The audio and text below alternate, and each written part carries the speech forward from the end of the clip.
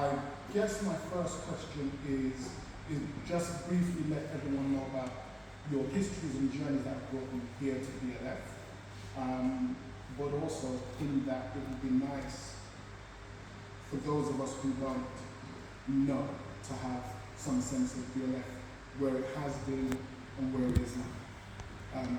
Who would like to take that first? Yeah. So let me start the journey. I'm somebody who is Bristol born and bred, and I would say that my journey to BLF, and obviously this is going to be like 1 minute. May you use the microphone, please? Okay. Yeah, that's better. So my journey began as an 18-year-old, not long after the first uprising here in St. Paul's, and I didn't live in this community. I lived in Redmond. I was always looked on as not the enemy, but I was always looked on as someone who, you're not really part of it. You're not part of it, right? But I always had a sense of injustice that I could see happening day in, day out. My own experiences at school, I'm sure all of you went through that.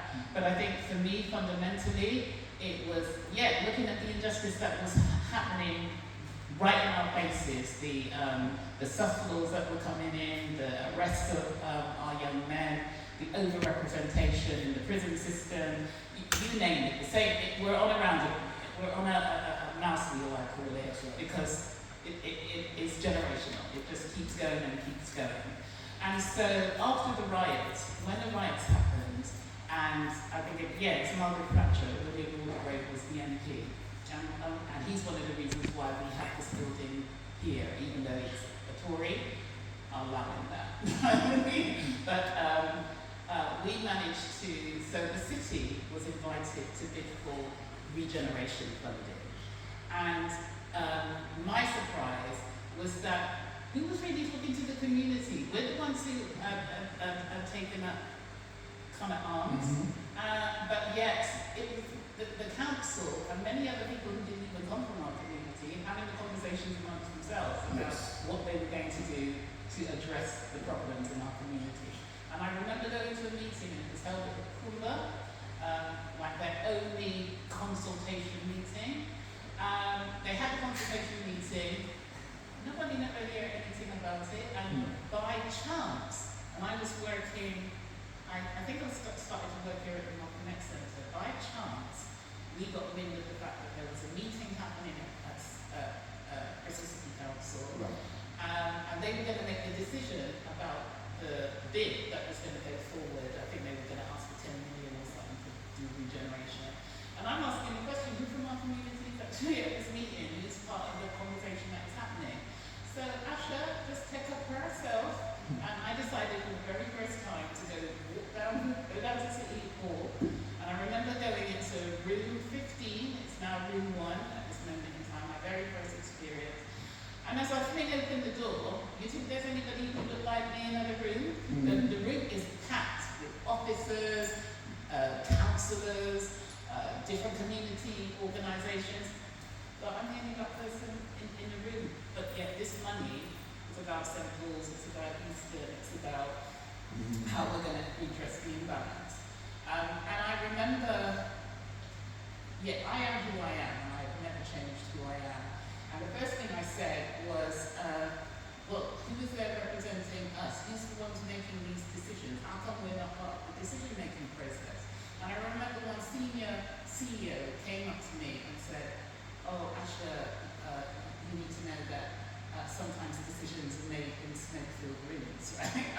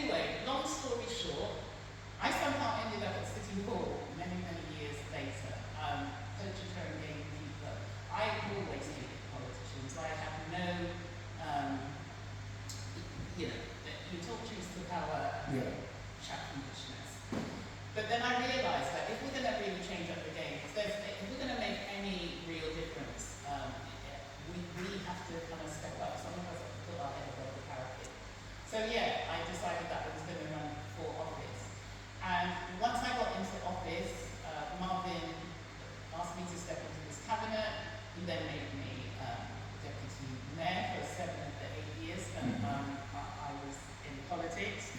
And during that time, so here's the joke now. Up until that time, there had been work done around kind of legacy, funding had been thrown at our communities to kind of address, slavery in the city. But then suddenly, I'm being bombarded by all of these different organizations saying, hey, actually, we're human harming as of the world, constant and this, that, and the other. And I'm like, listen, hey, we got 36 million pound hole in our budget. We got some bigger fish to fry, and it's on the agenda, but it's way, way down on the agenda. And I think it was just well before the statue came down, well before COVID, I decided that I'm going to invite all of the players, allies, black-led organisations, Society of Merchant Adventurers, the church, African Connections Consortium, PSW, and everybody. I invited them. All had a malt guitar.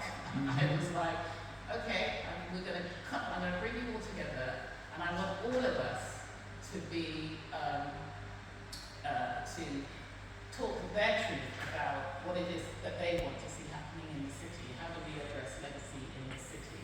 And it was from that initial meeting that was held down at the Shed, the museum. We set up the Bristol Legacy Steering Group.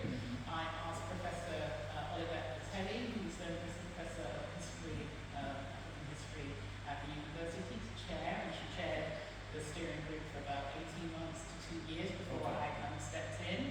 And during that time, we worked collectively to look at, well, what are we going to do collectively as a city? Some sat in, some sat out, some took umbrage